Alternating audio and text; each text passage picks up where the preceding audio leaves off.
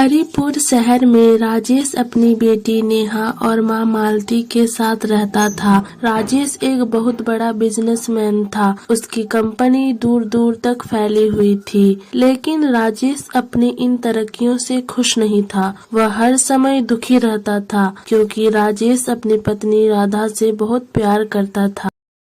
राजेश और राधा एक दूसरे से बहुत प्यार करते थे। वह एक सुखी दंपत्ति थे। कुछ दिन बाद राधा को पता चला कि वह मां बनने वाली है। यह खुशखबरी पता चलने के बाद दोनों की जिंदगी मानो और ज्यादा खुशहाल हो गई थी। लेकिन किसको पता था यह खुशी उनके जिंदगी में ज्यादा दिन तक नहीं रहने वाली है और कुछ महीने बाद राधा अपने बच्चे को जन्म देने के बाद ही मर गई।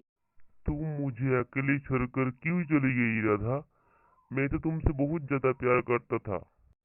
मालती राजेश की सारी बातें सुन लेती है और राजेश की दूसरी शादी करने का फैसला लेती है। मालती राजेश की शादी तो करा देती है, लेकिन राजेश इस शादी से खुश नहीं था, क्योंकि राजेश को लगता था सौतेली माँ कभी भी अपनी माँ जैसी नहीं बन सकती। लेकिन रोशनी शादी के बाद से ही नेहा से बहुत ज़्यादा घुल मिल जाती है।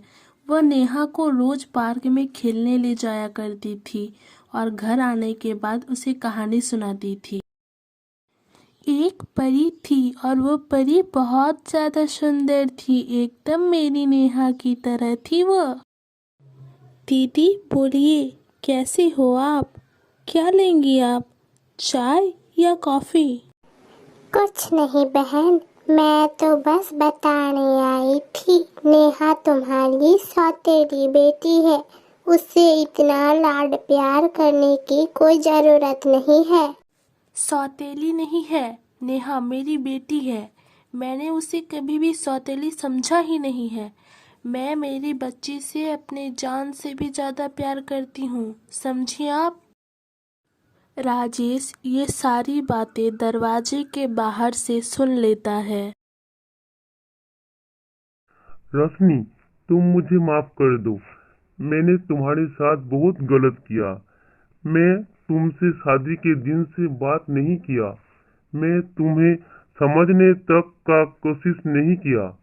मैं बाहर खड़ा रहकर तुम्हारी सारी बातें सुन लिया।